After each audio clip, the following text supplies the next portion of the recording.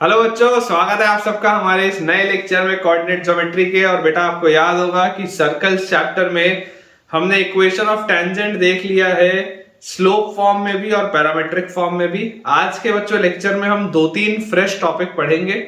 एक होगा equation of normal, उसके बाद बेटा एक टॉपिक हम पढ़ेंगे what is a director circle, और अगर मौका मिला तो मैं आपको बेटा इक्वेशन ऑफ टेंजेंट भी बताऊंगा जिसमें कि आपको मिडिल पॉइंट पता हो कॉर्ड का, उस केस में कैसे इक्वेशन ऑफ टेंजेंट लिखते हैं मैं आपको बताऊंगा।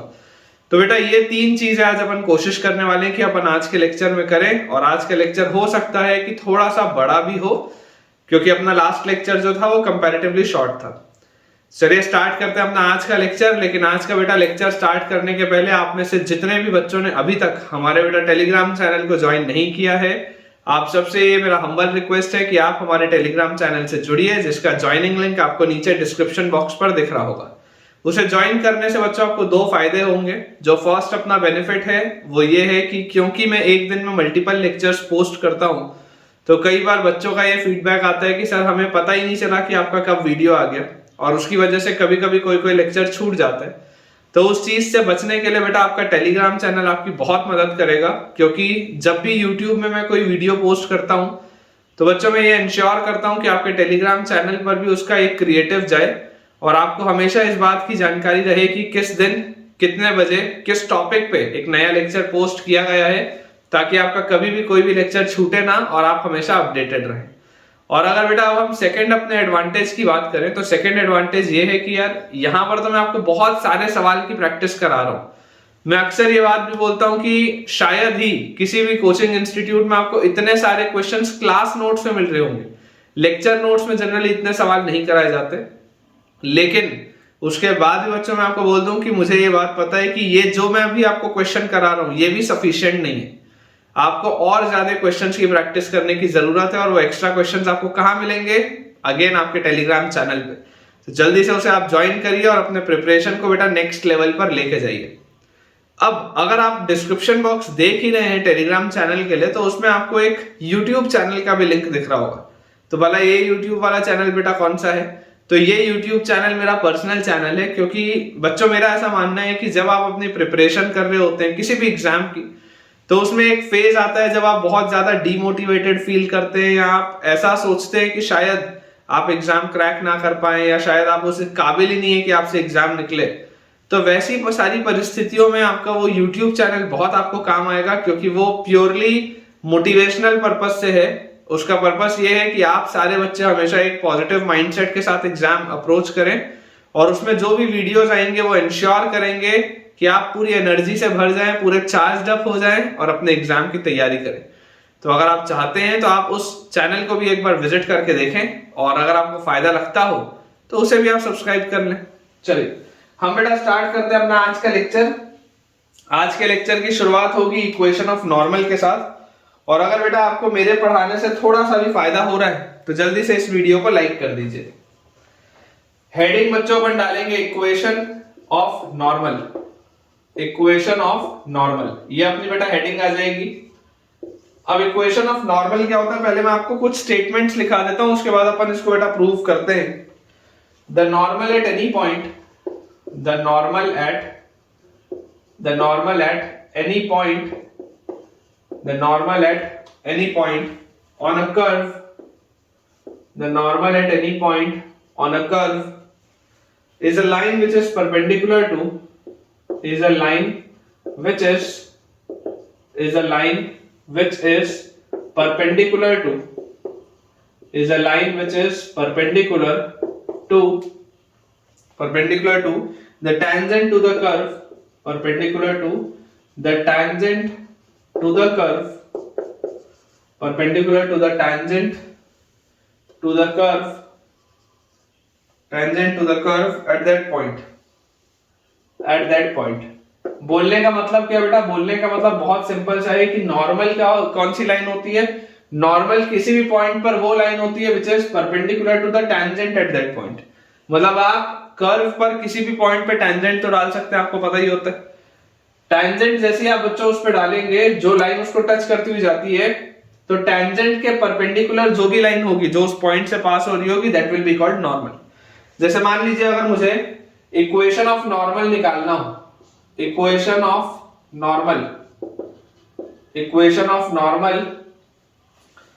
To the circle, equation of normal to the circle x square plus y square plus 2gx plus 2fy plus c equal to 0। Equation of normal to the circle x square plus y square plus 2gx plus 2fy plus c equal to 0 at x1 y1। मान लीजिए आपको बच्चों ये करना हो, मान लेते हैं बेटा अपने को ये चीज करनी है। अब आप ये बेटा आपको बोला जा रहा है कि इक्वेशन ऑफ नॉर्मल आपको बताना है किसी भी सर्कल के at some point x1 y1। तो हमें क्या पता है, टैंजेंट वाले कंसेप्ट से हमको ये चीज पता है कि अगर हमारे पास एक सर्कल होता है और इस सर्कल पर किसी भी बेटा पॉइंट x1 y1 पर जब आप एक टैंजेंट डालते हैं तो टैंजेंट का इक्वेशन हमारे पास क्या आता है, टैंजेंट का हमारे पास इक्वेशन आता है x x1 plus y y1 plus g into 2x के बदले x plus x1 plus 2fy में f इंटू 2y के बदले y प्लस y1 और plus constant is equal to 0। ये अपने पास होता है रिलेशन। अब मुझे बोला जा रहा है कि मुझे टैंजेंट से काम नहीं है, मुझे तो नॉर्मल से काम है, मुझे तो नॉर्मल से काम है। तो यार मैं आपको बोलूंगा कि नॉर्मल कौन सी लाइन होती है, by definition normal is always perpendicular to tangent. By definition, normal is always perpendicular to the tangent at the point where the tangent is drawn on the curve। आप जिस भी पॉइंट पर बच्चों tangent डालते हैं उस पॉइंट पर जो इसके परपेंडिकुलर लाइन होगी this will be your normal. ये सिंपल सा डेफिनेशन होता है, ये बच्चों सिंपल सा डेफिनेशन होता है कि इसके परपेंडिकुलर लाइन जो होगी इस पॉइंट पे that will be your normal. इस फिगर को बच्चों देख के मुझे साफ साफ दिखाई दे रहा है कि ये नॉर्मल लाइन सेंटर से पास करेगी सर्कल के, क्योंकि टैंजेंट के परपेंडिकुलर जो भी लाइन होती है वो रेडियस होता है और रेडियस हमेशा सर्कल के सेंटर से पास होता है। तो यहां से बेटा देखो इस सर्कल का सेंटर क्या है, माइनस जी को माइनस एफ, नॉर्मल सर्कल है। नॉर्मल अपने पास एक जो जनरल सर्कल है, ठीक है ना। तो जनरल सर्कल में कोफिशिएंट क्या होता है, ये सेंटर जो आपके पास होता है centre is minus half time coefficient of x और minus half time coefficient of y. तो ये अपने पास होता है सेंटर के कोऑर्डिनेट्स। आप बच्चों जरा यहाँ पर ध्यान से सोचिए कि यार अगर आपको मैं बोल दूं कि यार मुझे बताओ नॉर्मल का स्लोप क्या आपको मिल रहा है, what is the slope of normal. तो आप बोलेंगे sir slope of normal, normal के लिए इसका जो स्लोप आएगा slope will be y1 minus minus f, तो y1 plus f upon x1 minus minus g मतलब x1 प्लस जी, यही आएगा स्लोप ऑफ नॉर्मल। नॉर्मल का ये अपने पास स्लोप आ गया और जैसे ही अपने पास स्लोप आ गया पॉइंट हमारे पास है, तो पॉइंट स्लोप फॉर्म क्या बोलते हैं, equation of normal will be y minus y1 is equal to slope, slope मतलब y1 plus f upon x1 plus g, y minus y1 is equal to slope into x minus x1। ये अपने पास आएगा यार पूरा result, check करना, ठीक है। ये अपने पास बेटा पूरा रिजल्ट आ जाएगा y minus y1 is equal to slope, slope है y1 plus f upon x1 plus g into x minus x1। अब इसको बेटा आप एक बार नोट कर लीजिए, इसमें कुछ काम की चीजें मैं आपको वो भी करवाता हूं। एक बच्चों आप नोट डाल के चीज लिखेंगे, नोट डाल के लिख लेंगे, अभी मैंने आपको समझाया ही, फिर भी आप इसको नोट डाल के लिख लीजिए कि normal to the circle, normal to the circle, normal to the circle always passes through, always passes through, normal to the circle, spelling यहां गलत हो गई, इसको ठीक कर लीजिए, normal to the circle always passes through, कहां से हमेशा पास होता है, अभी बेटा मैंने आपको बताया always passes through the center of the circle, always passes through the center of the circle। जो बच्चों नॉर्मल वाली लाइन होती है वो हमेशा ही सर्कल के सेंटर से पास होती है, ये आपको याद रखना है। सर्कल के केस में normal is always passing through centre in the case of circle. Otherwise जो जनरल डेफिनेशन है वो क्या होता है, नॉर्मल एक ऐसी लाइन होती है जो कि टेंजेंट के परपेंडिकुलर होती है उस पॉइंट पे, जिस पॉइंट पे आपने टेंजेंट बनाया। ये सेम डेफिनेशन बच्चों सर्कल में इस्तेमाल हो रही है, फिर पैराबोला में आएगी, फिर एलिप्स में आएगी, फिर हाइपरबोला में आएगी, सेम डेफिनेशन। नॉर्मल मतलब क्या होता है, नॉर्मल एक ऐसी लाइन होती है, देखिए मैं आपको समझाता हूं। मान लीजिए आपके पास ये एक कर्व है, कोई भी एक कर्व है, अब आपने बेटा इस कर्व पे एक टेंजेंट डाला, तो ये टेंजेंट की प्रॉपर्टी क्या होती है, टेंजेंट की प्रॉपर्टी होती है कि वो कर्व को किसी एक पॉइंट पे टच करते हुए जाता है। आप इस टेंजेंट के बेटा अगर परपेंडिकुलर लाइन निकालेंगे, ठीक है ना। ये अगर हमारे पास टेंजेंट है, ये किसी पॉइंट पर टच करते हुए जा रहा है कर्व को, तो इसके परपेंडिकुलर जो भी लाइन होगी that will be the normal. बहुत सिंपल सी बात है, उसी पॉइंट से परपेंडिकुलर जो इसके लाइन होगी उसी पॉइंट पर that will be your normal. ये बेसिक डेफिनेशन है नॉर्मल की, और यही इस्तेमाल होनी है बेटा आगे पैराबोला में भी, इलिप्स में भी, हाइपरबोला में भी। इसलिए आपके कंसेप्चुअली आपको स्ट्रांग होना बहुत जरूरी है। नॉर्मल मतलब normal is a straight line which is always perpendicular to the tangent and it passes through the same point where the tangent line is drawn at the curve। जिस भी point पर आप tangent बनाते हैं उस point पर अगर आप टेंजेंट के परपेंडिकुलर एक लाइन बनाएंगे तो वो नॉर्मल होगी, ठीक है। अब अगर बच्चों को ये चीज समझ में आती है तो सर्कल के केस में क्या होता है, सर्कल के केस में क्योंकि टेंजेंट के परपेंडिकुलर लाइन रेडियस होता है, तो सर्कल के केस में आपकी जो नॉर्मल लाइन होती है वो हमेशा ही सेंटर ऑफ द सर्कल से पास होती है, ठीक है। तो ये कंडीशन हमको याद रखनी है, इसका यूज आएगा कई सारे क्वेश्चंस की प्रैक्टिस में। और जैसे मान लीजिए अगर मैं आपको एक सवाल के रूप में बोल दूं, अब चाहे तो इसको एज अ रिजल्ट भी याद रख सकते हैं, स्टार में लगा देता हूं, एज अ रिजल्ट भी आप इसको याद रख सकते हैं कि फाइंड द कंडीशन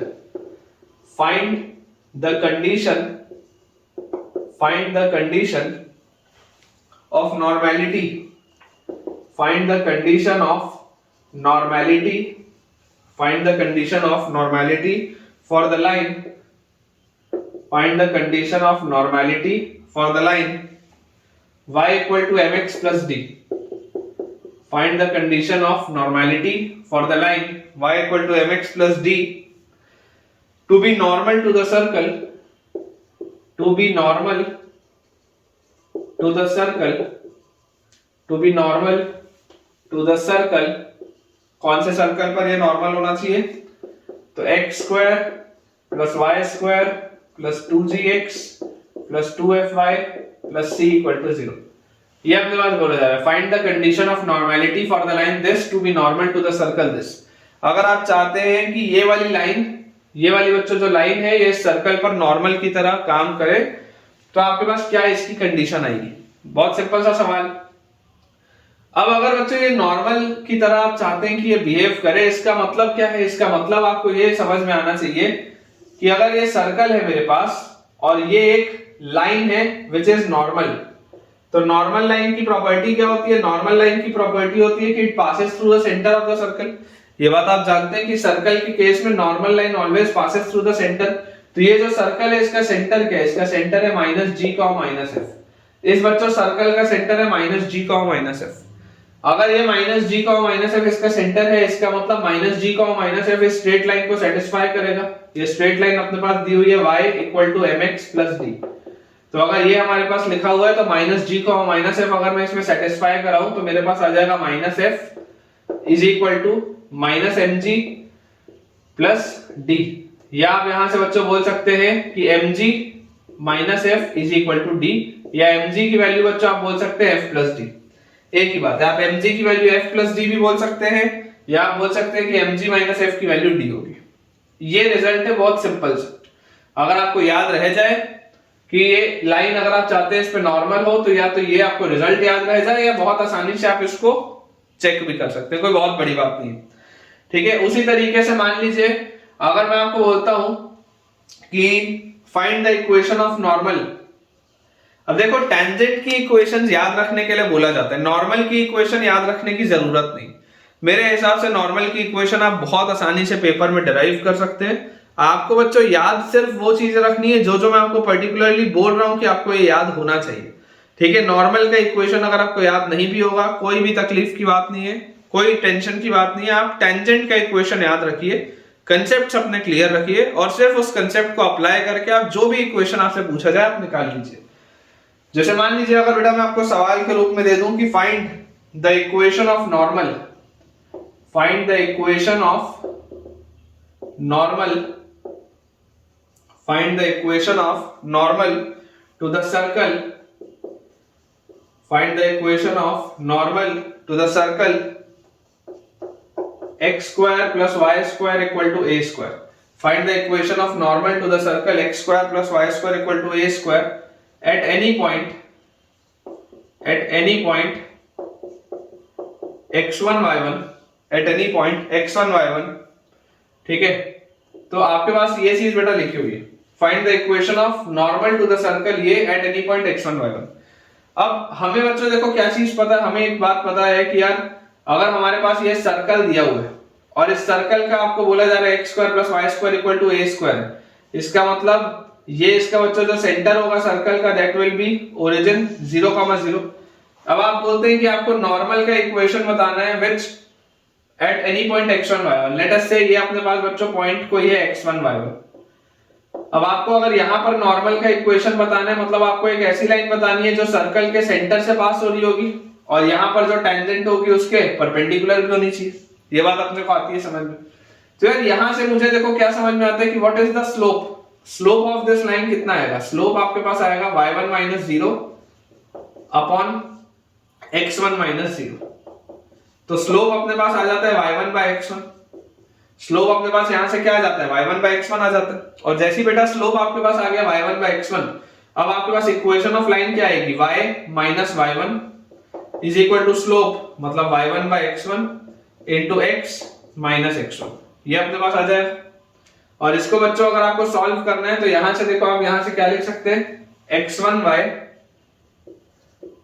और x1y के बाद minus x1y1 is equal to xy1 और प्लस x1y1 नहीं माइनस x1, या यहां से अगर हम देखेंगे तो ये x1 उधर चला गया तो x1y minus x1y1 is equal to y1x और उसके बाद माइनस x1y1 माइनस x1y1।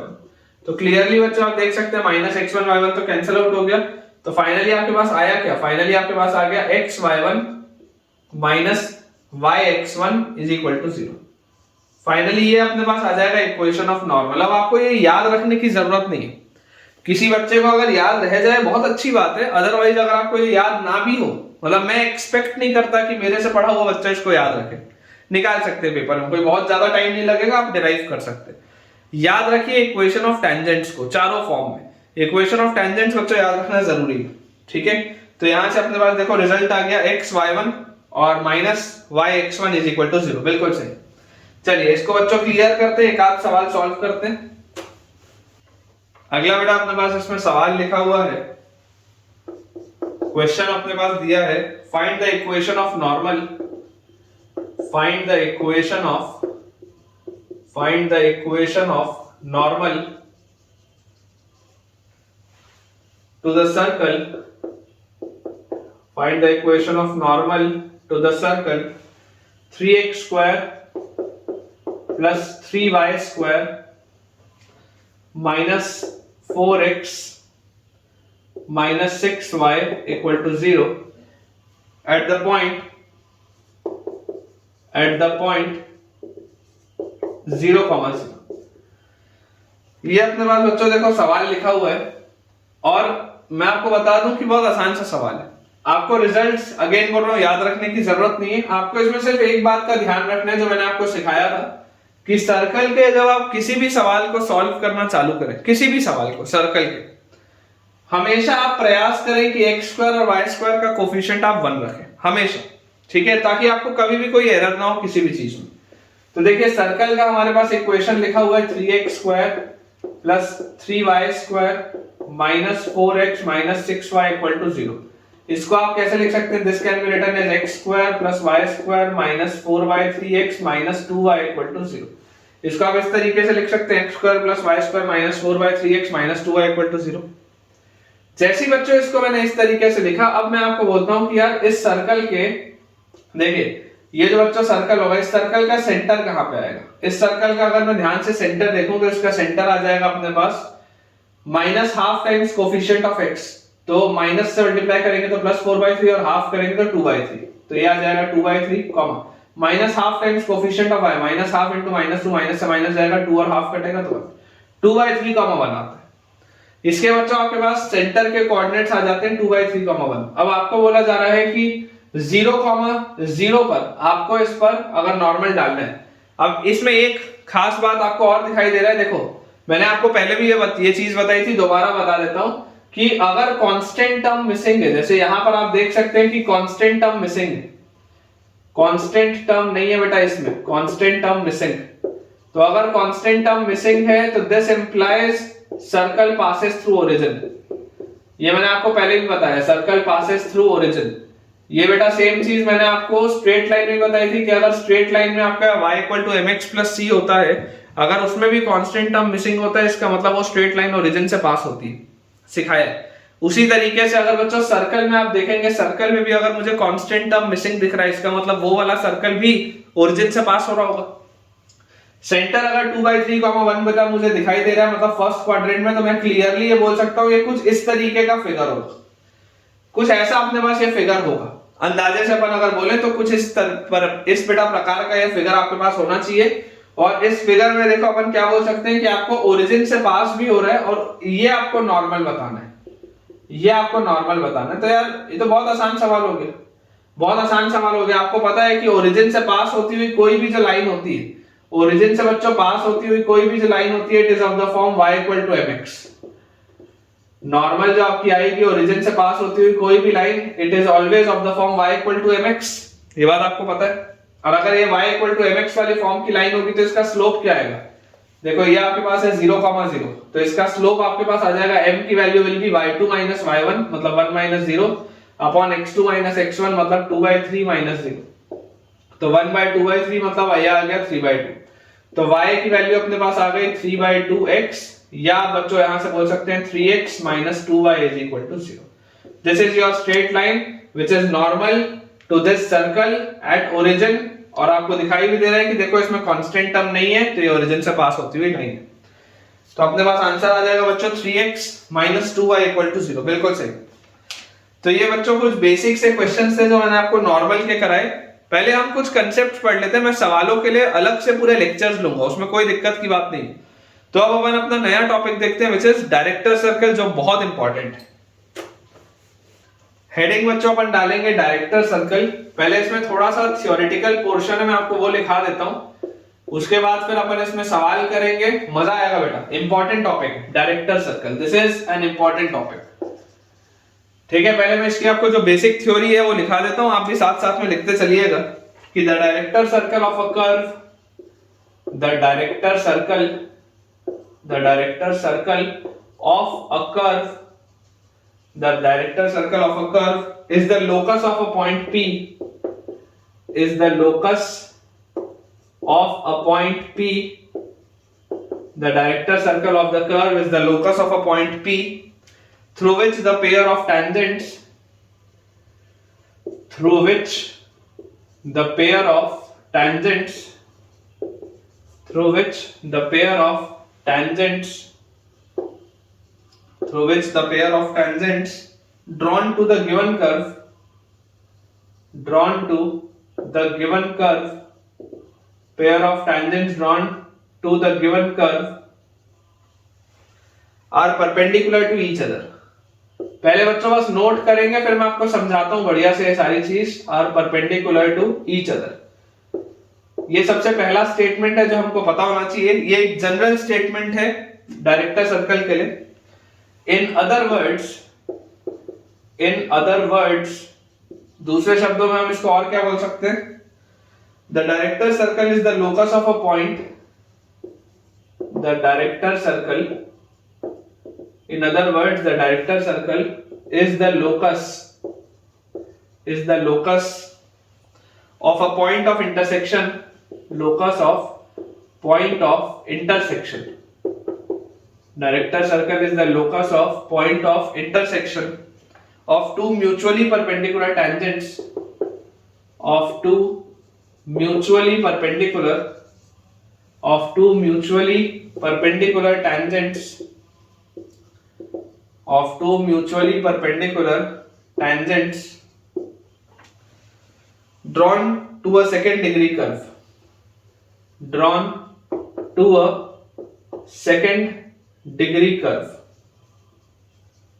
सबसे पहले बेटा मैं आपको इतना समझाता हूं, उसके बाद एक नोट पॉइंट है मैं आपको वो लिखाऊंगा, फिर अपन क्वेश्चन सॉल्व करेंगे।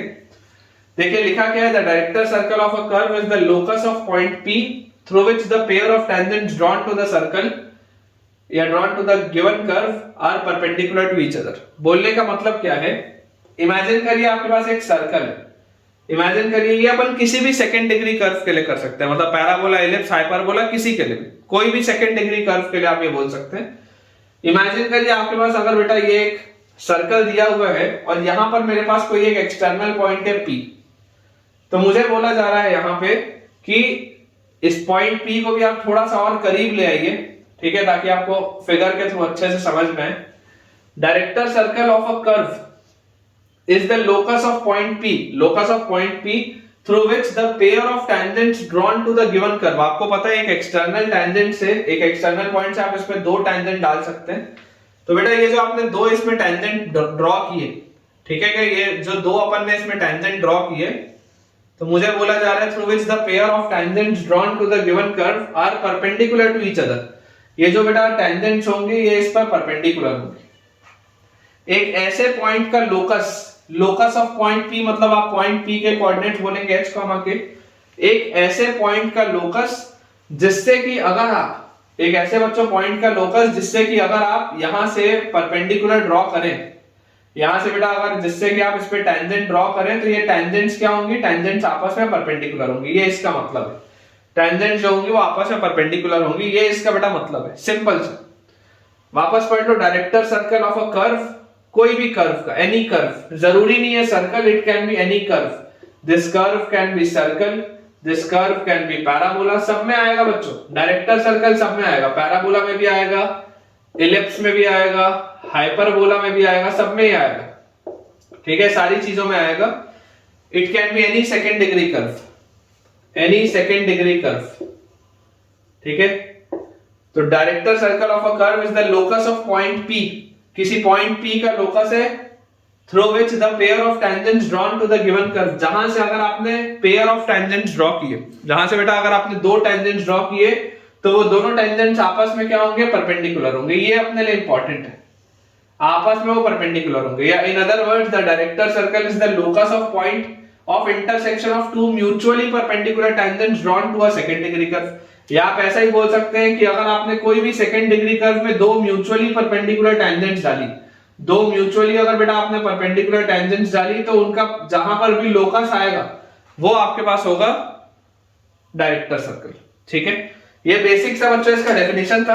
अभी अपन जैसे जैसे आगे बढ़ेंगे आपको अच्छे से ये चीज समझ में आएगी। बेसिक आई होप आपको क्लियर होगा कि मैं बेसिक सेंस में बोलना क्या चाहता हूं, कि एक ऐसे पॉइंट का लोकस जहां से जब मैं इस कर्व पे टेंजेंट डालूं तो वो जो टेंजेंट्स हो वो परपेंडिकुलर हो, सिंपल सी बात। एक हम नोट बच्चों यहां पर लिख लेते हैं, ठीक है, इस नोट पर भी सवाल आ जाता है, बेसिक सा क्वेश्चन इस नोट पर भी बन जाता है। नोट लिखा हुआ है डायरेक्टर सर्कल,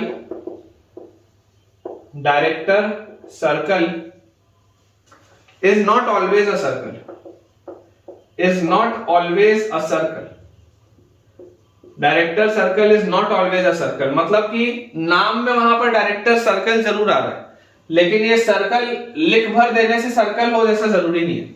डायरेक्टर सर्कल का जो इक्वेशन आएगा बेसिकली क्या होगा, ये लोकस है ना, ये जो डायरेक्टर सर्कल है वो बेसिकली एक लोकस है, तो वो लोकस तो कुछ भी हो सकता है, वो लोकस सर्कल भी हो सकता है, सर्कल भी हो सकता है, लेकिन सर्कल के अलावा कुछ और भी हो सकता है। तो मैं वही लिखवा रहा हूं, director circle is not always a circle, जरूरी नहीं है कि नाम में सर्कल आ रहा है तो हमेशा ये सर्कल ही हो।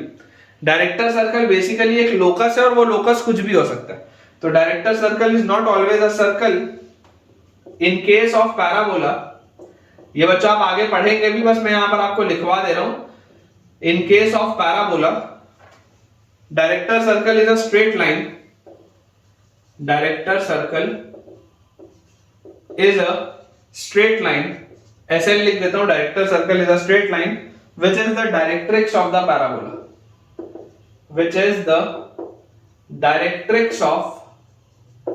is the directrix of the parabola, ये इसका बच्चों मतलब है, ठीक है। डायरेक्टर सर्कल मतलब जरूरी नहीं है कि डायरेक्टर सर्कल मतलब हमेशा सर्कल ही हो, डायरेक्टर सर्कल बेसिकली एक लोकस है, लोकस है मतलब एक इक्वेशन आएगा, वो इक्वेशन हो सकता है सर्कल का हो सकता है कोई और।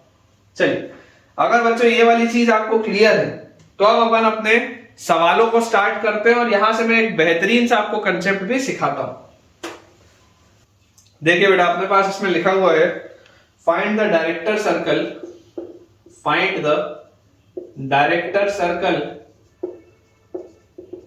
Find the director circle of the circle given by, of the circle given by, या ऐसा लिख दो, find the director circle of the curve, of the curve, find the director circle of the curve x square plus y square equal to a square. अब हमको तो पता है ये कर्व जो है वो सर्कल है, तो आपको इस सर्कल के लिए बताना है कि इसका डायरेक्टर सर्कल क्या होना चाहिए। ठीक है, यहां से मैं आपको एक बहुत खतरनाक सा ऑब्जर्वेशन भी बताऊंगा। यहां पर बच्चों देखो आपके पास क्या लिखा हुआ है, find the director circle of this curve. अब ये कर्व क्या है, ये जो कर्व है इसकी खास बात ये है कि ये कर्व तो एक सर्कल है।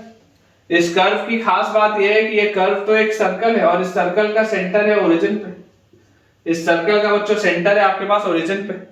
आपको बोला जा रहा है इसका आप डायरेक्टर सर्कल बताइए, मतलब कि आप एक ऐसे पॉइंट का लोकस बताइए, आप एक ऐसे पॉइंट का बच्चों यहां पर लोकस बताइए कि जिससे जब आप इस पे टेंजेंट ड्रॉ करें, जिससे बेटा जब आप इस पे टेंजेंट ड्रॉ करें तो वो टेंजेंट्स क्या हो, वो टेंजेंट्स आपके पास परपेंडिकुलर हो। आपको ये चीज बोली जा रही है, ठीक है ना। आप इस पे बेटा जब टेंजेंट्स ड्रॉ करेंगे, मान लो ये आपने ए बनाया, ये आपने बी बनाया, ये सर्कल का सेंटर सी है, तो आपको बोला जा रहा है कि ये एंगल PAB, ये एंगल APB जो होगा, या एंगल BPA जो होगा, ये एंगल 90 डिग्री हो। हमको ये बोला जा रहा है कि find the director circle of the curve this. तो इसका आपको एक ऐसे पॉइंट का लोकस बताना है जिससे कि अगर मैं इस सर्कल पर टेंजेंट डालूं, जिससे कि बच्चों अगर मैं इस सर्कल पर टेंजेंट डालूं तो वो टेंजेंट्स आपस में परपेंडिकुलर हो। ये अपने से पूछा जा रहा है।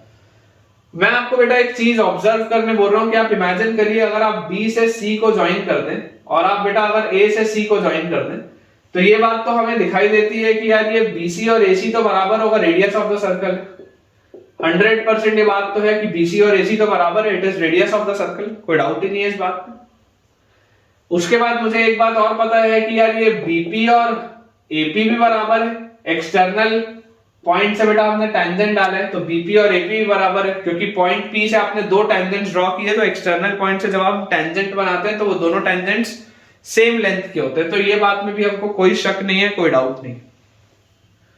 अब जैसे ही बेटा ये चीज हमने कर ली, अब मुझे यहाँ पे क्या चीज समझ में आ रही है, मुझे बेटा यहाँ से यार ये चीज समझ में आ रही है कि यार ये एंगल भी 90 डिग्री है, ये एंगल भी 90 डिग्री है, क्योंकि रेडियस और टेंजेंट आपस में 90 डिग्री का एंगल बनाते हैं।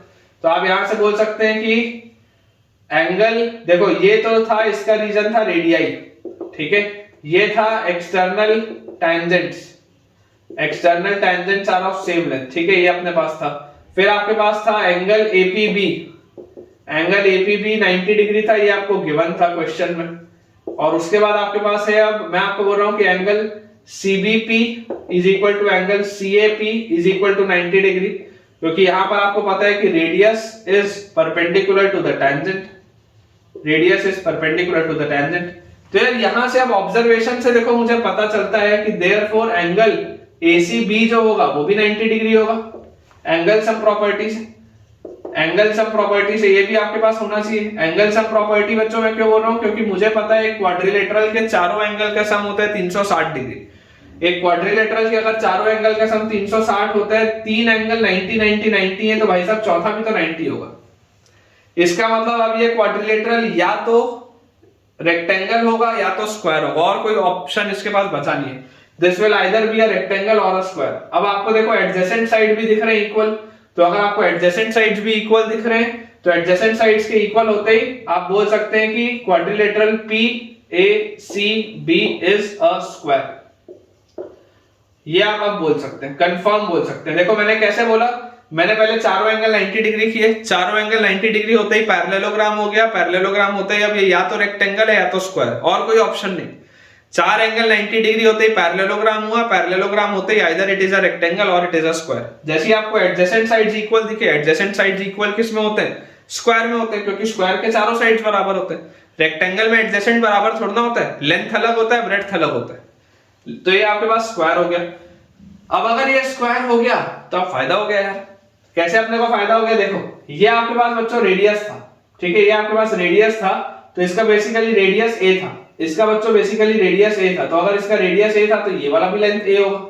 ये बात तो हमको आती है समझ में, ये वाला भी लेंथ A होगा। तो यार यहां से देखो, अगर मैं बेटा P से लेकर C को ज्वाइन करूं, P से अगर मैं C को ज्वाइन करूं और इसको देखो जो मैं शेड कर रहा हूं, इसको बच्चों आप ध्यान से ऑब्जर्व करो, ये वाला जो राइट एंगल ट्राइंगल है, कौन सा ट्राइंगल, PAC या ट्राइंगल CAP कैप, ये जो आपके पास बेटा मैंने शेड किया ट्राइंगल CAP, तो ये ट्राइंगल CAP जो होगा बेटा, ट्राइंगल CAP में आपको बोलता हूं पाइथागोरस थ्योरम लगाओ। पाइथागोरस थ्योरम के हिसाब से हम बोल सकते हैं कि AP का स्क्वायर और प्लस AC का square is equal to CP का स्क्वायर, ये हम बोल सकते हैं बाय पाइथागोरस थ्योरम। तो यहां से अपने पास देखो क्या आ जाएगा, AP का स्क्वायर मतलब ये AP का लेंथ तो कितना है, A है, तो this is A square, plus AC का स्क्वायर, AC क्या है, A है, तो this is A square, plus CP का स्क्वायर। अब CP क्या है, CP में तो आप डिस्टेंस फार्मूला लगा सकते हो, देखो इसका कोऑर्डिनेट h, k है, इसका कोऑर्डिनेट 0, 0 है, तो अपने पास इसका जैसे आप स्क्वायर करोगे तो रूट हट जाएगा, तो दिस विल बी h - 0 का स्क्वायर प्लस k - 0 का स्क्वायर, ये चीज आ जाएगी अपने पास। तो यहां से अपने पास देखो क्या आ गया बच्चों, 2a square is equal to h square plus k square, और finally we can say x square plus y square equal to 2a square, या आप इसको फर्दर और क्या लिख सकते हो, फर्दर आप इसको लिख सकते हो x square plus y square is equal to 2a square के बदले आप इसको लिख सकते हो रूट 2a का होल स्क्वायर। तो मुझे यहां से देखो क्या चीज समझ में आती है, मेरा ऑब्जर्वेशन क्या है, मेरा ऑब्जर्वेशन बच्चों इसमें यह है कि इसका जो डायरेक्टर सर्कल आ रहा है, जो लोकस इसका आ रहा है, बेसिकली वो भी एक सर्कल है, director circle is also a circle, आपको दिखाई दे रहा है। दूसरा ऑब्जर्वेशन क्या है, इसका अगर सेंटर 0, 0 है तो डायरेक्टर सर्कल का भी सेंटर 0, 0 है, ये दूसरा ऑब्जर्वेशन। तीसरा ऑब्जर्वेशन क्या है, अगर इसका रेडियस a है तो इसका रेडियस है रूट 2 टाइम्स a। ये बेटा इसके 3 ऑब्जर्वेशन है। सबसे पहले तो आप इसको नोट कर लीजिए, और इसको बच्चों नोट करने के बाद अब मैं आपको इसमें ऑब्जर्वेशंस लिखवाता हूं, ठीक है। आप इसको बेटा एक बार नोट कर लीजिए, x square plus y square equal to 2a square आ जाएगा, और यहां से आप लिख सकते हैं x square plus y square is equal to root 2a का होल स्क्वायर, ठीक है। अब यहां से देखिए नोट लिखते हैं, मैं आपको 3 ऑब्जर्वेशन जो बताया हूं पहले वो लिखवा देता हूं कि director circle of a given circle, director circle of a given circle, director circle of a given circle is also a circle, ये आपको देखो पता चल गया कि अगर आपके पास एक सर्कल दिया हो तो उसका डायरेक्टर सर्कल भी सर्कल ही आएगा, इज ऑल्सो अ सर्कल। सबसे पहली बात, whose center is same, whose center is same, whose center is same, देखो इसका भी सेंटर 0, 0, इसका भी सेंटर 0, 0, ब्रैकेट में लिख लो that is they are concentric। Concentric याद करो बेटा, मैंने आपको डे 1 में बताया था, कॉन्सेंट्रिक मतलब क्या होता है, ऐसे दो सर्कल जिनका सेम सेंटर होता है, that is they are concentric, ठीक है। whose center is same as that of the given circle, as that of the given circle, जो given circle का सेंटर है as that of the given circle, जो अपने पास बच्चों given circle का centre है वही सेंटर इसका भी आएगा as that of the given circle, and radius is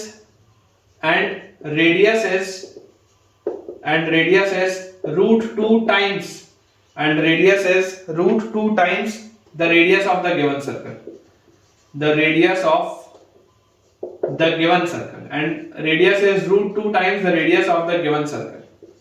ये बच्चों बहुत इंपॉर्टेंट नोट पॉइंट है जो मेरे हिसाब से आप सबको पता होना चाहिए। अगर आपको ये चीज समझ में आती है तो आप बहुत तेजी से बेटा डायरेक्टर सर्कल के सवाल बना पाएंगे। बॉक्स बना दिया मैंने, ठीक है। ऑब्जर्वेशन क्या है, इस सवाल के थ्रू हमने ये ऑब्जर्व कर लिया कि अगर आप डायरेक्टर सर्कल बना रहे हैं तो डायरेक्टर सर्कल एक सर्कल के लिए सर्कल ही आता है, जैसे पैराबोला के लिए डायरेक्टर सर्कल एक स्ट्रेट लाइन आता है। थोड़ी देर पहले मैंने आपको नोट में लिखाया था, जब हम पैराबोला पढ़ेंगे तब आएगा।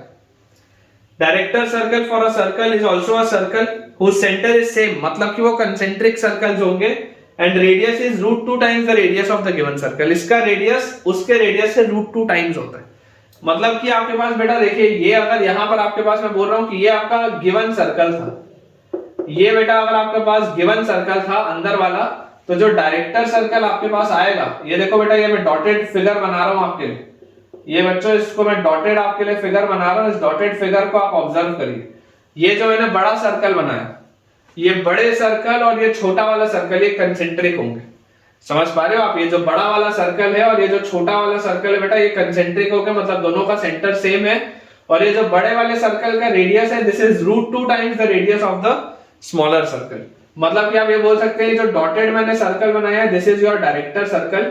इसका अगर रेडियस a था तो इसका रेडियस √2a होगा। इसका मतलब आप इसका ये जो कोऑर्डिनेट है ना, ये आप बोल सकते हो 0, √2a। इसके आप कोऑर्डिनेट को बोल सकते हो √2a, 0। इसको आप बोल सकते हो -√2a, 0। इसको आप बोल सकते हो 0, -√2a। ये आपका ऑब्जर्वेशन है। और आप इसमें किसी भी पॉइंट से बेटा, अगर आप इसमें किसी भी पॉइंट से इस पे जब टेंजेंट बनाएंगे ना, किसी भी पॉइंट से बेटा आप इस पे जब टेंजेंट ड्रॉ करेंगे इस सर्कल पे, आपको ये बात तो पता है कि आप इस पे 2 टेंजेंट बना सकते हैं, तो आपके ऑटोमेटिकली जो टेंजेंट्स बनेंगी दे विल बी परपेंडिकुलर। ये इसका कंसेप्ट है बेटा। आप इसके किसी भी पॉइंट से अगर इस पे टेंजेंट ड्रॉ करेंगे तो जो टेंजेंट्स आपके पास बनेंगी, दोस टेंजेंट्स विल बी परपेंडिकुलर। ये बात 100% श्योर है। आई होप आपको बेटा इतना बढ़िया इसका एक्सप्लेनेशन शायद आपके कोचिंग के टीचर ने या किसी और ने ना दिया। मतलब ये आप ऑब्जर्व करके देखो, आप इसमें लाया करने वाले बाहर वाले बड़े सर्कल के आप अगर किसी भी पॉइंट से, बड़े वाले सर्कल के बच्चों अगर आप किसी भी पॉइंट से इसमें टेंजेंट डालेंगे, मतलब आप समझो ऐसे कि ये मेरे पास बड़ा वाला सर्कल है, मैं ऐसे टेंजेंट डालूंगा तो ये टेंजेंट हमेशा 90 डिग्री का एंगल बनाएगा। ये टेंजेंट मेरा हमेशा आपके पास 90 डिग्री का एंगल बनाएंगे। किसी भी पॉइंट को पकड़ो, टेंजेंट डालो, किसी भी पॉइंट को पकड़ो, आप टेंजेंट डालते जाओ, आपके पास बेटा 90 डिग्री का एंगल बनेगा। एकदम सिंपल, एकदम सिंपल। आप डायरेक्टर सर्कल की प्रॉपर्टी ही है, इसी पे सवाल बनता है। यहां से आपने टेंजेंट डाला और एक खट खट 90 डिग्री का एंगल बनते हैं। तो बहुत इंपॉर्टेंट चीज है और मेरे हिसाब से बेटा मैंने आपको ये अच्छे से एक्सप्लेन भी कर दिया है। आप इसको एक बार अच्छे से बेटा नोट कर लें, और कहीं पर भी अगर आपको बेटा इसमें थोड़ा सा भी डाउट आता है तो आप इसको कमेंट सेक्शन में पूछ सकते हैं।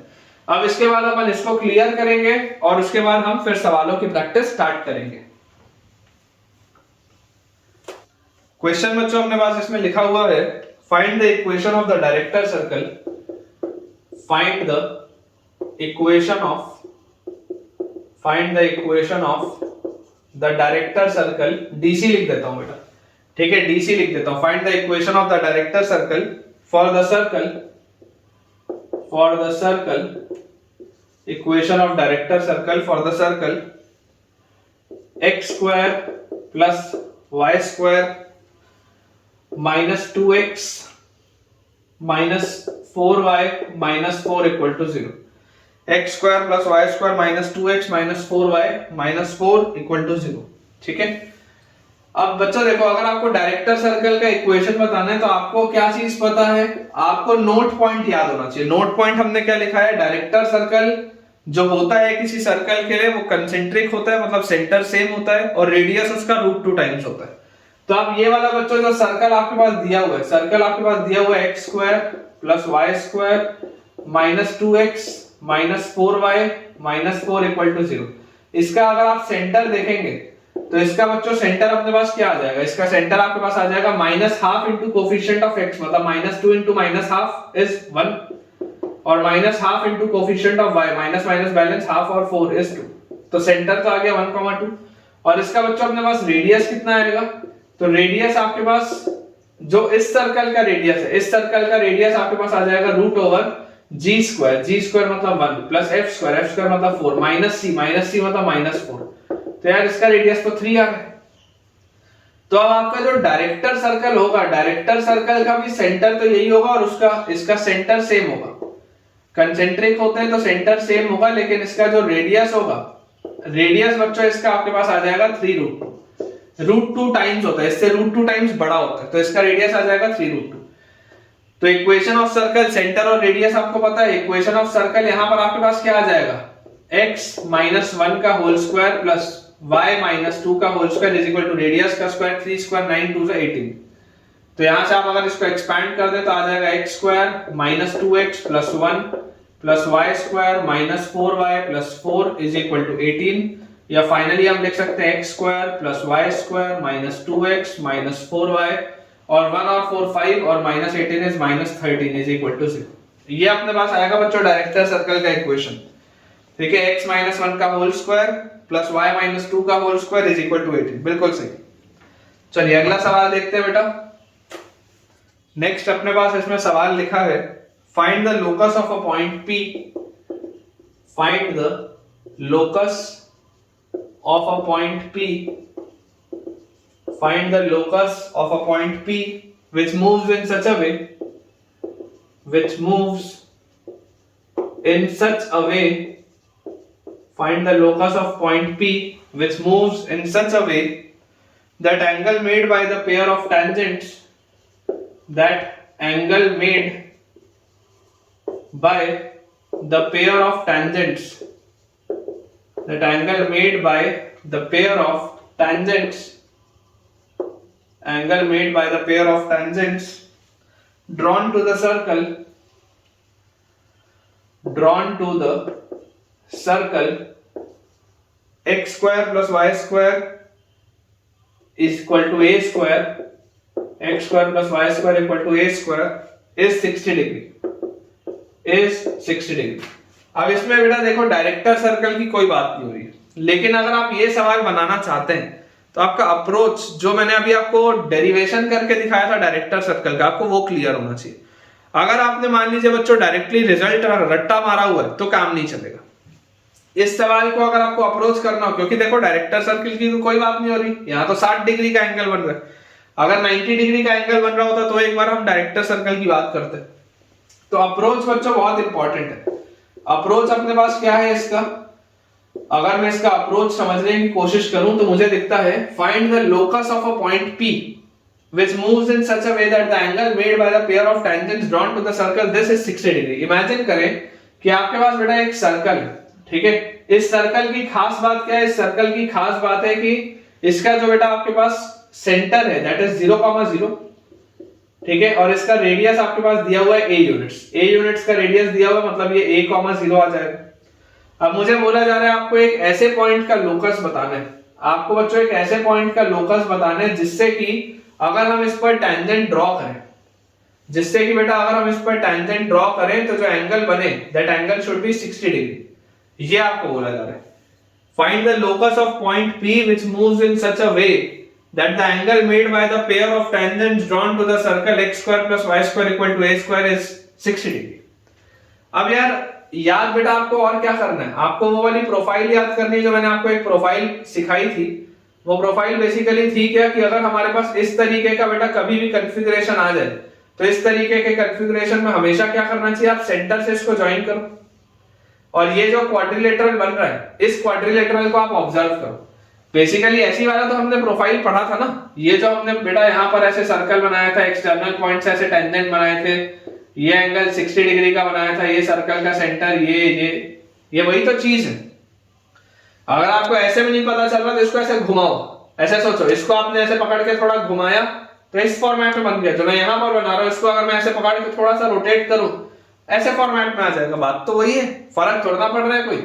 ये मैंने बोल दिया पॉइंट P है, ठीक है, इस पॉइंट को आप यहाँ पर A मान लो, इस पॉइंट को यहाँ पर बच्चों आप B मान लो, इसको सर्कल का सेंटर C मान लो, इसको आप ओरिजिन मान लो। आपको बोला जा रहा है कि एंगल इनके बीच में 60 डिग्री, ठीक है, ये पॉइंट P, इसका आपको लोकस बताना है तो आप इसको मान लो h, अब मैं आपको ये बोलता हूँ कि इसका सर्कल का जो रेडियस है, सर्कल का रेडियस आपके पास a यूनिट्स का है, मतलब ये जो डिस्टेंस होगा ये a होगा आपके पास, इस बात में भी कोई डाउट नहीं।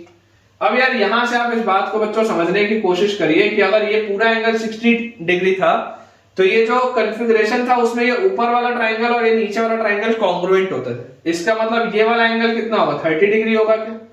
और अगर ये वाला बच्चों एंगल मेरे पास 30 डिग्री होगा तो मुझे एक चीज समझ में आती है कि CP cos 30 ये है और CP sin 30 A की वैल्यू जो है दैट इज CP sin 30। आप ऑब्जर्व बेटा कर लीजिए, ये आपका हाइपोटेनियस है CP, ये CP cos 30 है और ये CP sin 30 है, तो CP sin 30 की वैल्यू A के बराबर आ रही। What is CP? तो CP आपके पास डिस्टेंस फार्मूला अगर आप लगा लें तो A की वैल्यू आपके पास आ जाएगी, CP is distance formula, distance formula मतलब रूट ओवर h माइनस 0 का स्क्वायर प्लस k माइनस 0 का स्क्वायर, यही आपके पास होगा CP। और sin 30 मतलब 1/2, तो यहां से अपने पास आ गया 2a is equal to under root of h square plus k square, और अगर मैं इसमें स्क्वायरिंग कर दूं तो स्क्वायरिंग करते बच्चों मेरे पास आ जाएगा x square plus y square equal to 4a square, x square plus y square equal to 4a square. अब देखो ये डायरेक्टर सर्कल नहीं है, इसके साथ कंसेंट्रिक है, ये बात सही है, इसके साथ कंसेंट्रिक है, लेकिन इसका रेडियस जो है, इसका radius is double the radius of the older circle. छोटे वाले सर्कल का डबल रेडियस है अभी भी आपके पास ये इसी फॉर्मेट का figure, but this is not a director circle, ये इसका लोकस है, ये इसका लोकस है। देखो सेंटर इसका भी 0,0 है, सेंटर इसका भी 0,0, लेकिन ये इसका लोकस आपके पास क्या आ जा रहा है, इसका लोकस आपके पास आ जा रहा है एक ऐसा सर्कल जिसका रेडियस इसका डबल है और सेंटर उसका सेम, एक ऐसा सर्कल जिसका रेडियस उसका डबल है। मतलब अगर ये a,0 है तो दिस विल बी 2a,0। अगर ये रेडियस आपके पास a था तो ये वाला बच्चों जो रेडियस होगा दैट विल बी 2a, ये इसका मतलब। तो ये अपन ने बच्चों इसको सॉल्व कर लिया, answer will B x² + y² = 4a²। ये अपने पास बेटा रिक्वायर्ड आंसर आ जाएगा। अगला बच्चों अपने पास देखिए, इसमें सवाल लिखा हुआ है find the range of values of a, find the range of values of a, find the range of values of a such that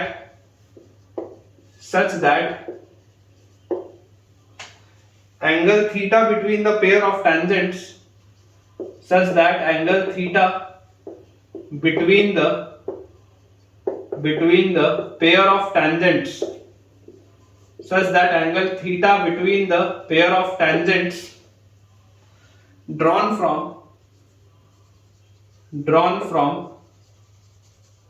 a,0 to the circle, drawn from a,0 to the circle x² + y² = 1, x² + y² = 1 satisfies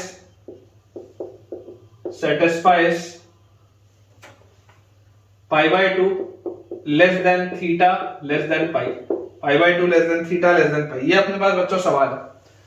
देखिए मैं आपके लिए question अच्छे से एक बार इसका read कर देता हूं। लिखा अपने पास find the range of values of a such that the angle theta between the pair of tangents drawn from a,0 to the circle this satisfies ये वाला रिलेशन। इमेजिन करें बेटा आपके पास इसमें लिखा हुआ है कि आपके पास एक सर्कल है, this circle is x² + y² = 1। तो ये x² + y² = 1 है, मतलब कि इसका सेंटर तो ओरिजिन पर है, ये वाला इसका रेडियस 1 आएगा, मतलब this will B 1,0, this will B 0,1। इसमें तो हमको कोई डाउट नहीं होना चाहिए। Range of values of a such that angle theta between the pair of tangents drawn from a,0। अब कोई बच्चों पॉइंट है आपके पास a,0, ऑफ कोर्स ये a,0 x एक्सिस पे लाई करेगा। तो ये a,0 से आपने क्या किया बेटा, आपने इस पे डाला टेंजेंट, ठीक है क्या, ये a,0 से आपने इस पे ड्रॉ कर दिया टेंजेंट।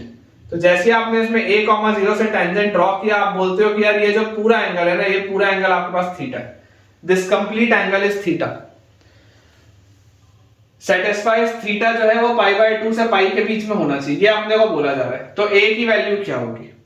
अब अगर बेटा ये मेरे पास चीज आ रही है तो मैं आपको इसमें ऐसा बोलता हूं कि अगर ये एंगल थीटा था तो ये थोड़ा सा जो हिस्सा होगा दैट विल बी θ/2, इसमें तो कोई डाउट नहीं, क्योंकि ये वही वाला कॉन्फ़िगरेशन बन गया वापस से जो अभी थोड़ी देर पहले मैं आपको बता रहा था। ये आपकी x एक्सिस वाली लाइन हो गई, ये आपका एक टेंजेंट हो गया, ये आपका दूसरा टेंजेंट हो गया, ये दोनों टेंजेंट का लेंथ भी सेम होगा। ये 1,0 वाला बच्चा आपका पॉइंट है, सॉरी ये आपके पास a,0, ये 1,0 वाला आपके पास पॉइंट है, और इस तरीके से ये फिगर अपने पास बना हुआ है। क्योंकि इस सर्कल का रेडियस 1 है तो ये वाला आपके पास 1 आएगा, ये एंगल आपके पास θ/2 है, और ये जो इसका डिस्टेंस होगा ये वाला डिस्टेंस आपके पास कितना आ जाएगा, तो दिस डिस्टेंस विल बी, ये 0,0 ये a,0 है, तो ये आपके पास बेटा पूरा डिस्टेंस आ जाएगा a। इमेजिन करिए आप इस पॉइंट को बोल दीजिए पॉइंट P, आप इसे बोल दो पॉइंट B, सॉरी A, इसे आप बोल दो पॉइंट B और इसको आप बोल दो पॉइंट C। तो इन ट्राइंगल ACP, देखो आपको ये एंगल 90 डिग्री दिख रहा है, ट्राइंगल अगर आप ACP को ऑब्जर्व करें, ट्राइंगल ACP को, तो ट्राइंगल ACP में मैं बच्चों आपको ये बोल सकता हूं कि आप देखिए इस एंगल के सामने परपेंडिकुलर आपको पता है और ये आपको हाइपोटेनियस भी पता है, तो sin θ/2 कितना होगा, what will B sin θ/2? sin θ/2 अपने पास आ जाएगा परपेंडिकुलर अपॉन हाइपोटेनियस, तो परपेंडिकुलर अपने पास है 1 और हाइपोटेनियस अपने पास कितना है, हाइपोटेनियस है CP का लेंथ कितना है, CP का लेंथ आपके पास है a, ये 0,0 ये a,0 इस पूरे का लेंथ है a, तो ये आपके पास लिखा हुआ है sin θ/2 = 1/a, ये रिलेशन आ गया। अब आप इमेजिन करें कि अगर, अब आप इमेजिन करो बेटा कि अगर आपको बोला जा रहा है कि थीटा जो है, थीटा का मूवमेंट होता है पाई बाय 2 से पाई के बीच में, तो सोच के देखो थीटा बाय 2 जो होगा, जैसे आप इसको बाय 2 करोगे तो थीटा बाय 2 का मूवमेंट होगा पाई बाय 4 से पाई बाय 2 के बीच में, और पाई बाय 4 से पाई बाय 2 के बीच में आपको पता है कि साइन एक इंक्रीजिंग कर्व होता है। पाई बाय 4 से लेकर पाई बाय 2 के बीच में आपको पता है बच्चों कि ये पाई बाय 4 है, ये आपके पास पाई बाय 2 है। पाई बाय 4 से पाई बाय 2 तक sine is an increasing curve, तो अगर ये एक इंक्रीजिंग कर्व होता है तो आप साइन अगर ले लोगे तीनों साइड तो इक्वालिटी में कोई भी चेंज नहीं होगा। तो आप बोल सकते हैं कि sine pi by 4 will be less than sine theta by 2 will be less than sine pi by 2। तो यहां से मैं बोल सकता हूं कि साइन थीटा बाय 2 की जो वैल्यू होगी वो 1 बाय रूट 2 से 1 के बीच में होगी। साइन थीटा बाय 2 की वैल्यू 1 बाय रूट 2 से 1 के बीच में होगी, मतलब कि साइन थीटा बाय 2 अगर 1 बाय a था तो बेटा 1 बाय a की जो वैल्यू आएगी, 1 बाय a की वैल्यू 1 बाय रूट 2 से 1 के बीच में होनी चाहिए, 1 बाय रूट 2 से 1 के बीच में। अब इसमें मुझे ऐसा लग रहा है कि हमने एक मिस्टेक कर दिया, हमने बेटा इसमें एक मिस्टेक कर दिया। देखो आपको इसमें एक बार भी ये नहीं बोला गया है कि a पॉजिटिव है या a नेगेटिव है, आपको बेटा ऐसा एक बार भी नहीं बोला गया कि a जो है वो पॉजिटिव है या नेगेटिव है। यही आप चीज इमेजिन करो कि अगर ये a,0 में यहां ना लिख के इस साइड लिखा होता तो क्या मैं ये डिस्टेंस इसका जो cp को मैंने a बोला है, सोच के देखो इस cp को बेटा जो मैंने a बोला है, क्या इसको मैं a बोलता या कुछ और बोलता। a अगर आप पॉजिटिव मान रहे हो तो आप इसको cp बोल दिए, तो आपने इसको 1 बाय a लिख लिया, कोई दिक्कत नहीं है। यही अगर मान लो ये a,0 में इस साइड लिया होता और अगर बेटा मैं यहां से ऐसे टेंजेंट इस पे ड्रॉ कर रहा होता तो ये जो c से लेकर p तक की दूरी होती है उसको मैं a थोड़ा ना लिखता। cp तो एक डिस्टेंस है ना, डिस्टेंस तो हमेशा पॉजिटिव होता है, तो ये अगर पॉजिटिव होता है तो फॉर सेफर साइड में आपको क्या बोलूंगा, मॉड a लगाने के लिए मैं आपको ये बोलूंगा यहां पर स्टार लगा लो, यहां पर स्टार लगा लो, आपको मॉड a लगाना पड़ेगा क्योंकि ये तो नेगेटिव साइड में भी हो सकता था। a आपके पास पॉजिटिव है ऐसा तो कहीं नहीं दिया गया, तो अपन यहाँ पे मॉड a लगा लेते हैं। तो यहां से आपके पास देखो आ जाएगा 1 by mod a lies between 1 by root 2 and 1। जैसे आप रेसिप्रोकल करेंगे तो रेसिप्रोकल बेटा करते ही आपके पास आ जाएगा मॉड a का value between 1 and root 2, mod a का वैल्यू अपने पास आ जाएगा बिटवीन 1 एंड रूट 2। अब अगर मॉड a का वैल्यू 1 से रूट 2 के बीच में है, इसका मतलब क्या है, मॉड a का value greater than 1, mod a greater than 1 मतलब होता है a ग्रेटर देन 1 और a लेस देन -1, और मॉड a का वैल्यू लेस देन रूट 2 का मतलब होता है a between -√2 and √2। Mod a का वैल्यू √2 से छोटा मतलब a बिटवीन -√2 एंड √2। अगर बच्चों आप नंबर लाइन बनाएंगे तो नंबर लाइन में देखो क्रिटिकल पॉइंट्स आपके पास आ जाते हैं, यहाँ पे this is -√2, this is -1, this is 1, this is √2। मुझे एक बोलता है 1 से बड़ा लो या -1 से छोटा लो, 1 से बड़ा लो या -1 से छोटा लो, और एक मुझे बोलता है -√2 से √2 के बीच में लो, एक बच्चों बोलता है कि -√2 से √2 के बीच में लो। तो इसका कॉमन आंसर क्या आ जाएगा, फाइनल आंसर अपने पास जो आएगा that will be a belongs to -√2 से -1 यूनियन 1 से √2। फाइनल आंसर विल बी -√2 से -1 यूनियन 1 से √2। ये अपने पास आंसर आएगा बेटा, ठीक है क्या, चेक कर लीजिए। Final answer will be from -√2 to -1 union 1 to √2। This will be the final answer. बिल्कुल सही, बिल्कुल बच्चों ये सही है। चलो मैं आपको एक सवाल और कराता हूं डायरेक्टर सर्कल का, उसके बाद फिर अपन अपने अगले टॉपिक की तरफ आगे बढ़ेंगे। सवाल अपने पास बच्चों लिखा हुआ है, find the director circle of, find the director circle of the curve.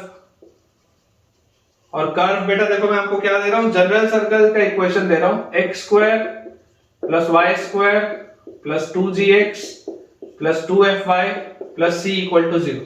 Find the director circle of the curve x² + y² + 2gx + 2fy + c = 0।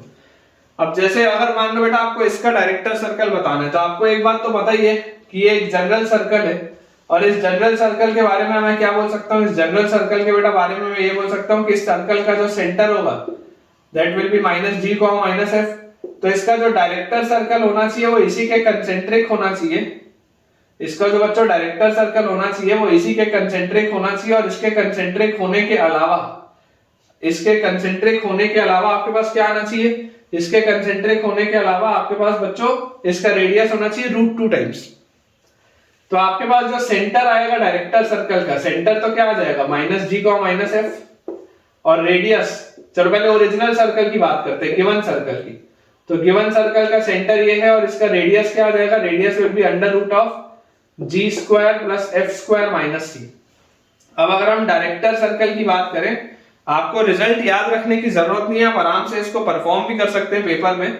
Director circle का जो सेंटर होगा, सेंटर तो सेम होना चाहिए, सेंटर आपके पास आ जाएगा -g -f, और इसका जो रेडियस होगा, रेडियस आपके पास आएगा इसका √2 टाइम्स, इसका √2 टाइम्स मतलब √2g² + 2f² - 2c, 2g² + 2f² - 2c, क्योंकि इस पूरी चीज को जैसे ही आप √2 से मल्टीप्लाई करोगे तो 2 अंदर आ जाएगा ऐसे। तो आपके पास इक्वेशन क्या आ जाएगा, डायरेक्टर सर्कल का आपके पास इक्वेशन आ जाएगा x + g² + y + f = radius का स्क्वायर मतलब 2g² + 2f² - 2c। तो यहां पे अपने पास आ जाता है x² + 2gx + g² + y² + 2fy + f² = 2g² + 2f² - 2c। तो हमारे पास जो फाइनल रिजल्ट बच्चों आएगा that will B x² + y² + 2gx + 2fy, इतना तो सेम। अब यहां पर देखो g² है, यहां पर 2g² है, उधर आ जाएगा तो -g², यहां पर f² है, यहां 2f², उधर आ जाएगा तो -f², और यहां -2c उधर आएगा तो +2c, this is equal to 0। ये अपने पास रिजल्ट आएगा, देख लो ये अपने पास बच्चों रिजल्ट आ जाएगा। ठीक है, director circle will be x² + y² + 2gx + 2fy + 2c -g² - f², बिल्कुल सही।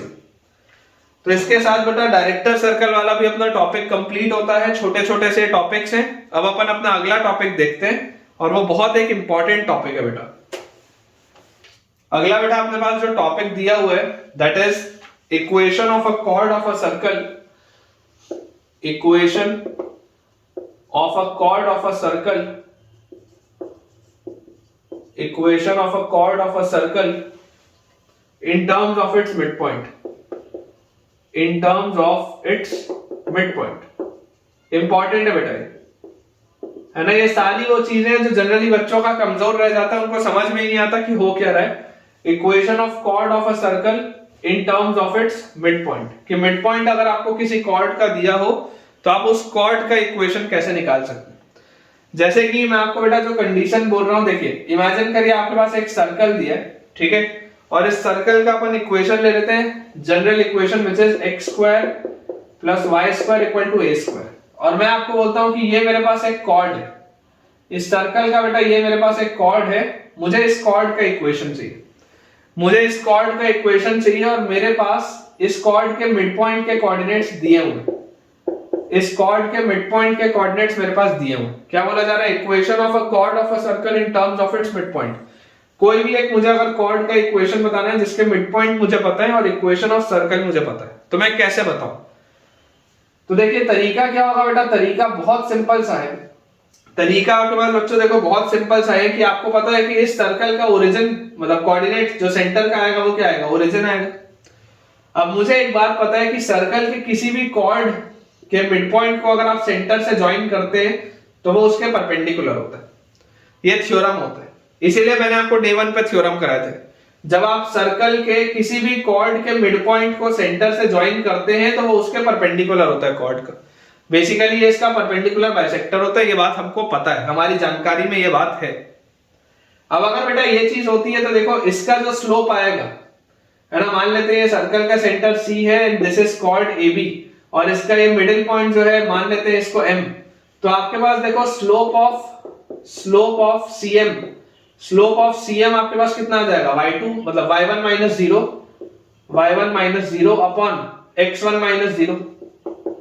तो इसका स्लोप आपके पास आ जाएगा y1/x1, इसका स्लोप।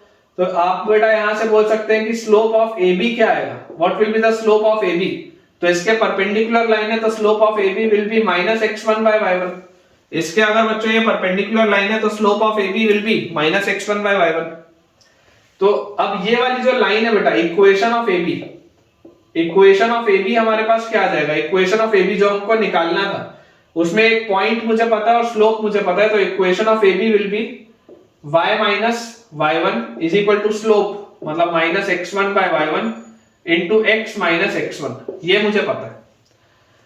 अब जैसे बेटा ये मुझे चीज पता चल गई, तो यहां से आपके पास देखो इक्वेशन आ जाता है y1 minus y1 square is equal to minus x1 और प्लस x1 स्क्वायर।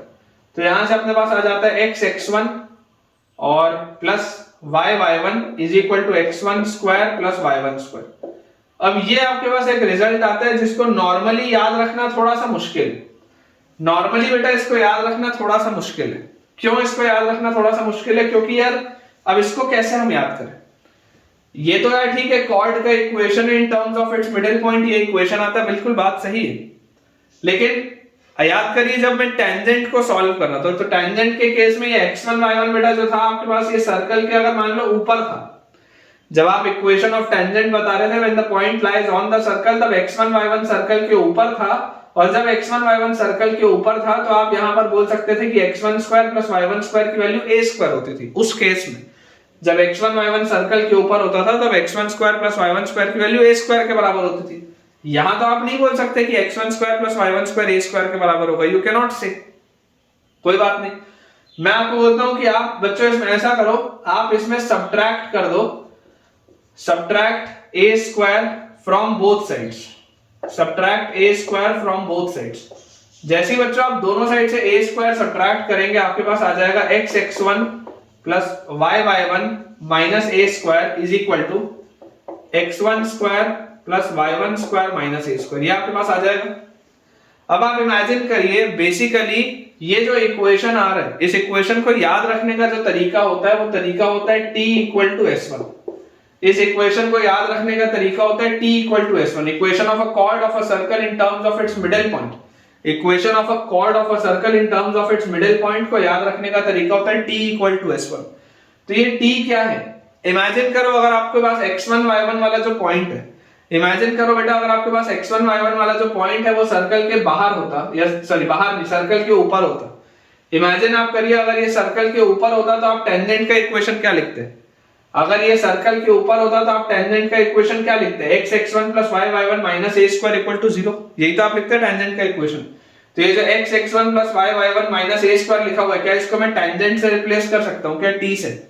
और ये जो लिखा हुआ है x1 square plus y1 square minus a square, इसको क्या मैं s1 से रिप्लेस कर सकता हूं क्या? पावर ऑफ पॉइंट से। तो ये रिजल्ट होता है बेटा याद रखने का। मैं आपको एक बार भी ये नहीं बोल रहा हूं कि ये टेंजेंट का मैंने इक्वेशन लिखा है, क्योंकि अगर पॉइंट सर्कल के अंदर है तो टेंजेंट की तो बात ही नहीं होगी।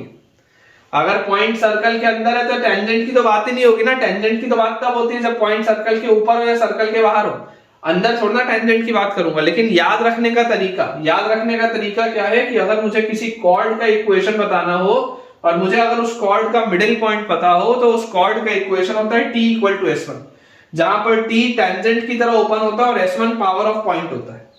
ये जो t है वो टेंजेंट की तरह ओपन होगा, s1 पावर ऑफ पॉइंट होगा, और ये जो x1 y1 होगा ये उस कॉर्ड का मिडिल पॉइंट होगा। ये बच्चों इसमें कंसेप्ट होता है। आप एक बार इसको नोट कर लीजिए, और नोट करने के बाद बेटा मैं आपको सवालों के थ्रू सिखाऊंगा कि इसको अपने को सॉल्व कैसे करना है। ठीक है, ये अपने पास देखो आगे coordinates of middle point x1 y1 अपन ने ले लिए, सर्कल अपने पास है x square plus y square equal to a square. Finally ये इक्वेशन आ गया। एक आप इसमें नोट डाल के लिख लीजिए कि इनफैक्ट, नोट डाल के आप रख लीजिए in fact for any second degree curve, for any second degree curve, किसी भी सेकंड डिग्री कर्व के लिए, in fact for any second degree curve, the equation of a cord in terms of its mid point, the equation of a cord, the equation of chord in terms of its midpoint. In fact, for any second degree curve, the equation of chord in terms of its midpoint is given by t equal to s1। मतलब कि आप समझिए कि ये same चीज घूम के parabola, ellipse, hyperbola में भी आएगी। कभी भी अगर आपको कॉर्ड का इक्वेशन बताना है और अगर आप उस कॉर्ड का मिड पॉइंट जानते हैं तो जो आंसर आएगा that will be t equal to s1 हमेशा।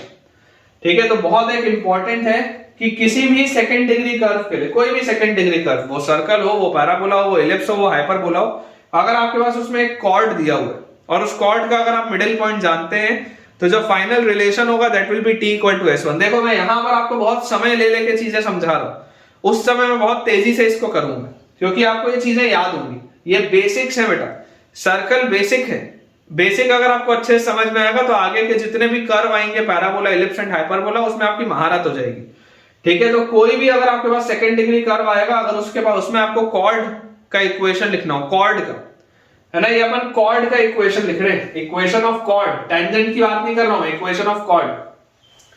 और अगर आपको उसका मिडिल पॉइंट पता है तो बहुत तेजी से आप t इक्वल टू s1 लगा के इसको सॉल्व कर सकते हैं। चलिए इसको बेटा अपन सेम एक रिलेशन निकालते हैं जनरल किसी सर्कल के लिए, उसके बाद फिर सवाल स्टार्ट करते हैं सॉल्व करना। जैसे मान लीजिए बेटा अगर आपके पास एक जनरल सर्कल दिया हो, अगर मुझे सेम डेरिवेशन करना हो, सेम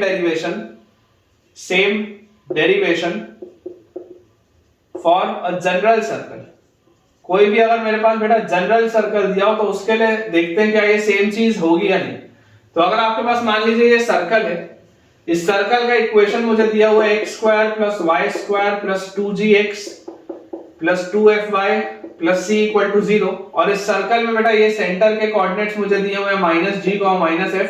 इसमें एक कॉर्ड है बेटा मेरे पास, लेट अस से दिस इज कॉर्ड AB, और इसका जो मिडिल पॉइंट है, इसका मिडिल पॉइंट मान लेते हैं m, और इसके कोऑर्डिनेट्स बेटा मुझे दिए हुए हैं x1 y1। ठीक है, और मुझे बोला जा रहा है कि आपको इसका कॉर्ड का लेंथ बताना है। तो यार देखो, ये अगर सर्कल का सेंटर cm है तो स्लोप ऑफ cm आपके पास कितना आ जाएगा, y1 plus f upon x1 plus g, ये आ जाएगा इसका स्लोप। तो यहां से स्लोप ऑफ AB मेरे पास कितना आएगा, स्लोप ऑफ AB, अगर मैं AB के स्लोप की बात करूंगा तो स्लोप ऑफ AB बच्चों मेरे पास आ जाएगा, this will B minus g plus x1 upon f plus y1। इसका रेसिप्रोकल हो जाएगा, आप x1 प्लस g लिखे या g प्लस x1 लिखे, बात एक ही, इसका रेसिप्रोकल हो जाएगा बेटा माइनस टाइम्स। क्यों? क्योंकि आपको पता है कि अगर किसी भी कॉर्ड के मिड पॉइंट को मैं सेंटर से ज्वाइन करता हूं तो वो परपेंडिकुलर होता है उस कॉर्ड से।